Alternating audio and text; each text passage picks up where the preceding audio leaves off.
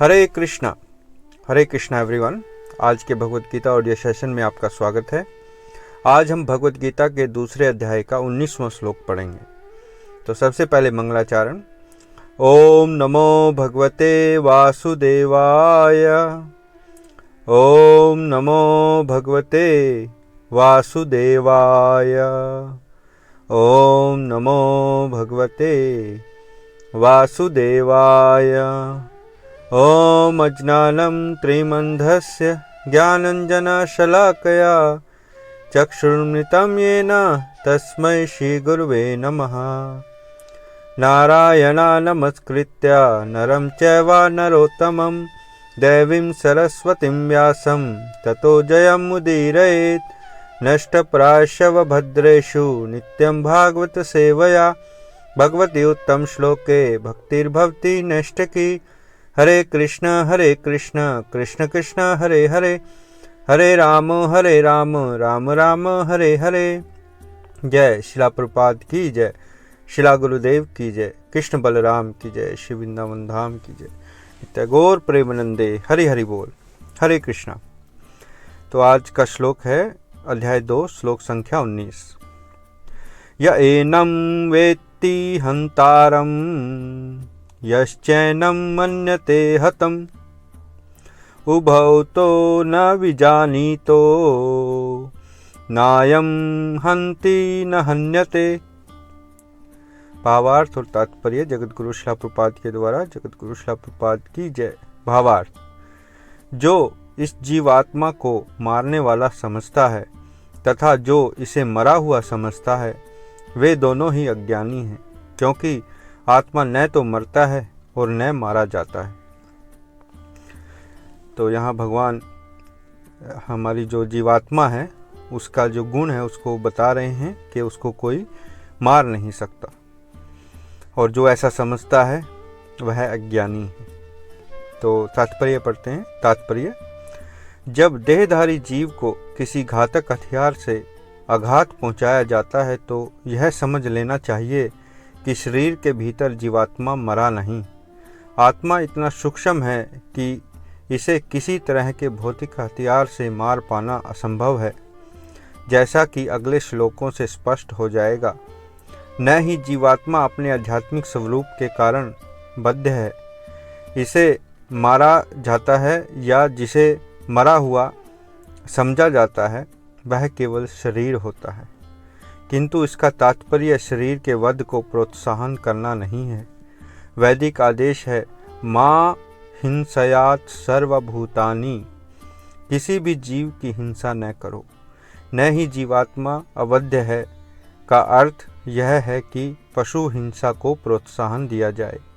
किसी भी जीव के शरीर की अनाधिकार हत्या करना निंदनीय है और राज्य तथा भगवत विधान के द्वारा दंडनीय है। किंतु अर्जुन को तो धर्म के नियम अनुसार मारने के लिए नियुक्त किया जा रहा था, किसी पागलपन वश नहीं। जय शिला प्रभुपाद की जय। तो शिला प्रभुपाद यहाँ तात्पर्य में जो शरीर और आत्मा का जो भेद भगवान ने बताया है उसकी व्याख्या कर रहे हैं। तो तात्पर्य के जो विषय हैं उन पर चर्चा करते हैं।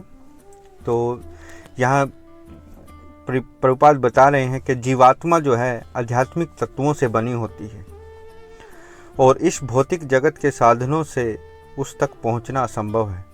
हमारा स्थूल शरीर जिसे हम देख सकते हैं वह 5 तत्वों से बना होता है: पृथ्वी, जल, अग्नि, वायु तथा आकाश। इसके बाद स्थूल शरीर के भीतर एक सूक्ष्म शरीर होता है जो सूक्ष्म तत्वों से बना होता है: मन, बुद्धि और अहंकार।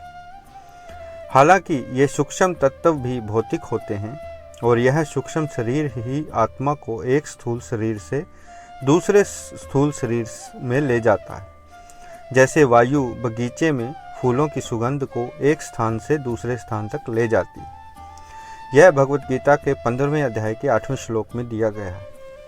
इस प्रकार केवल भौतिक शरीर ही मरता है, आत्मा नहीं मरती। परंतु इसका अर्थ यह नहीं कि हम अपनी जिह्वा के स्वाद के लिए पशुओं की हत्या करें। केवल धर्म के सूत्रों के अनुसार हिंसा की अनुमति दी गई है। आधुनिक विज्ञान को जीवात्मा का कोई ज्ञान नहीं है और केवल शारीरिक स्तर और सुविधाओं की उन्नति के लिए विज्ञान ने कार्य किया है।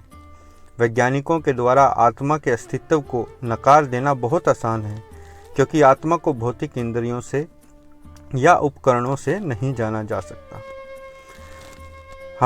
हमें केवल वैदिक शास्त्रों के द्वारा इस आत्मा का ज्ञान प्राप्त होता है।